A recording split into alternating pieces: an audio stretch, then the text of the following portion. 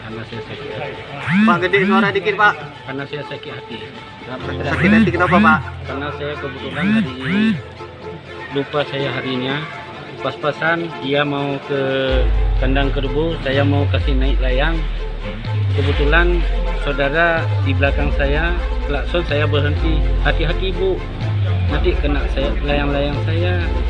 Nah, begitu pas-pasan dia langsung berhenti, langsung disebut yang kasih naik layang-layang PKI semua.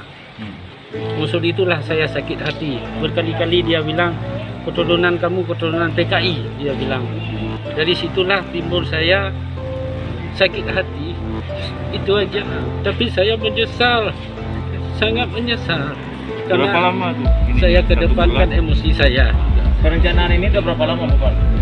Ya, Dari kejadian di Ina ada 1 bulan. cuma itu aja saya. Bapak rencanakan ini sudah berapa lama Pak? Nggak bisa lupa lagi saya. Maaf. Intinya menyesal nih Pak ya. Iya, intinya Menyesal, saya ya. menyesal, sangat Oke. menyesal dengan emosi saya karena tidak tepat.